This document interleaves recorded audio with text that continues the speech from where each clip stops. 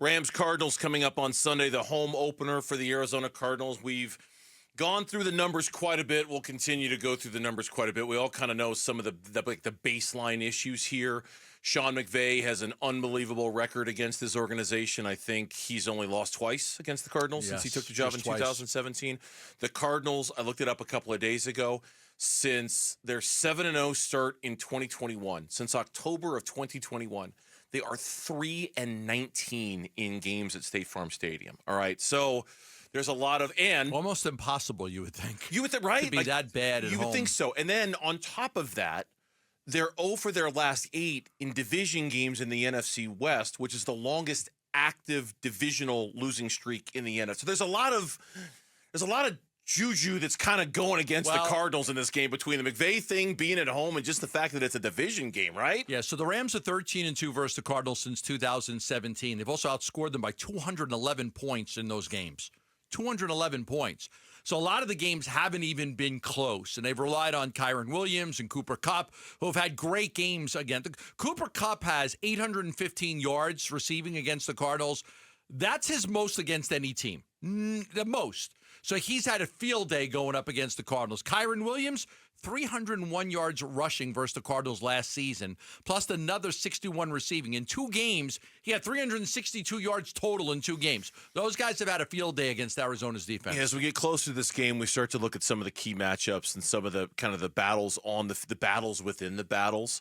And certainly Cooper Kupp is one of the battles within the battles. And you would assume that it kind of falls on Garrett Williams, who mostly handles kind of the slot duties for him. He's considered the starting corners, but when they go to 3 cornerbacks on the field, he kind of slides over to the slot.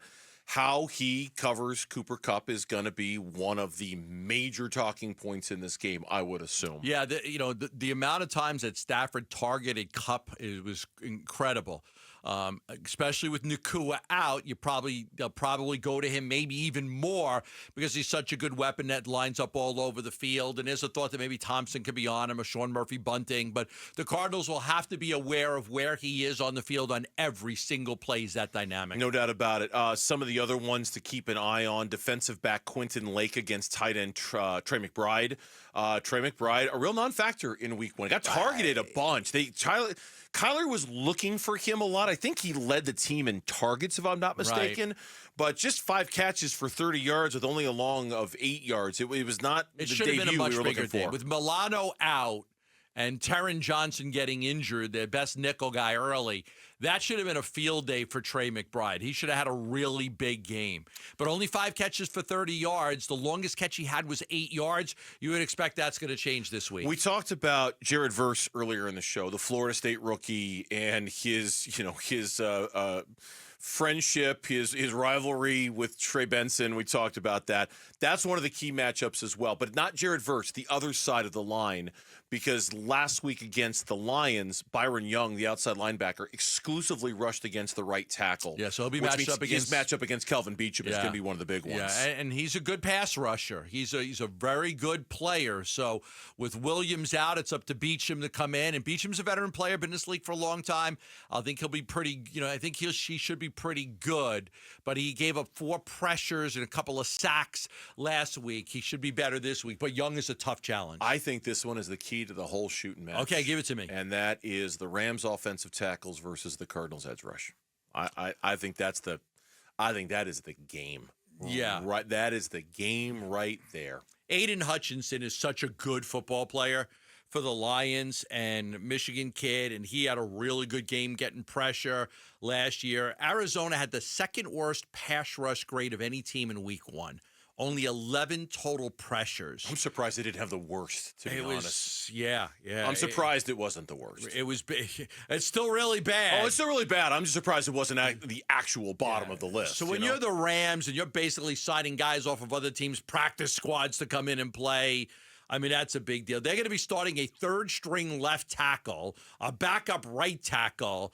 And again, they signed one guy off, I think, the Eagles practice squad. They brought another guy up from their own practice squad. And they're going to kind of, just mosh pit this thing and throw a bunch of guys out there to try and get them through this game. You know how we like to say my better is better than your better? Yeah. Who's worse is worse than your worse? That's good. right? Good. Like it's My worst is worse than your worst. my worst is worse than your worst when it comes to the Rams' banged up offensive line and the Cardinals' non-existent pass rush. So I always say when I'm talking about like speaking, my worst is worse than your worst. Oh yeah, you win that every time. Yeah. Yeah, you Pronouncing things. I don't think there's ever been a speaking contest in the history of the English language that you haven't lost. That's right. And I'm yet I'm here the best you at are, that. a Hall of Fame talk show host. I am. I don't know how. I don't know why. The guy who can't talk somehow is talked for a living. It makes no sense. It runs in the family. My daughter Kaylee got a full ride Division I soccer scholarship, $55,000 a year. Couldn't really kick the ball very well. Never scored a goal in club soccer. It doesn't make any sense. Makes no sense. Well, she was kind of a goon, wasn't she? I mean, she was kind of a soccer She goon. was a dominant defensive player. She was very physical. She took a lot of people out on the pitch, is what she did. She got red cards, yellow. She was a very violent kid, and she was only like 5'2". Okay, She was not big, but she was a violent kid. She's a Ryan Dunn. Yeah, well, she was a defensive specialist. Yeah, Yeah. Ryan Dunn. She couldn't was score. Ryan Dunn, right? Yeah, there you go. There you go. Her whole life, she wanted a pig. I said, if you score a goal in a club soccer game, I'll get you a pig. I never had to buy the pig. A Couldn't pig? score a pig. She wanted a pig? She wanted a pet pig. An oink oink pig. She wanted a pig for a pet, and I was going to buy it for her. I said, if you score a goal, couldn't score a goal. She got a full ride scholarship. Division I schools. She had so many offers to play Division I college soccer. She's a great player. Couldn't score a goal. Was this before or after you were married to Chelsea? This is before. Okay, because I'm pretty sure that Chelsea would not have married you if she knew she was marrying into a family that had a pig. Just a guess. Well, like the first date. Have you ever seen me eat? You no, but I'll tell you, brother. I've heard you eat. Right. Have you ever seen me or heard me eat? I've heard you eat. She did marry into the family with a pig. It's like She did. I can hear you from 3 cubicles down. It's lunchtime. How can you tell, Gambo? I can hear him from here. Seriously? Yeah, you're pretty loud eater. Wow. You're a pretty loud eater. Damn. You're See? You're right. I hate to break it to you too, Gambo. When we're in break and Burnsy's got a live, your camera's still on so the people can see you snacking on your yogurt parfaits. And I just had my Cliff nut butter bar. And my yogurt parfaits? Yeah, I like the yogurt parfaits. Just listen close. You can hear Gambo eating during the show. Yeah, that's fun. We love you. With Gambo, we love you. We love you, Thank Gambo. you. You're welcome. Thanks for watching Burns and Gambo. Click to see more from the guys and hit the button in the middle to subscribe so you never miss a video from Arizona sports.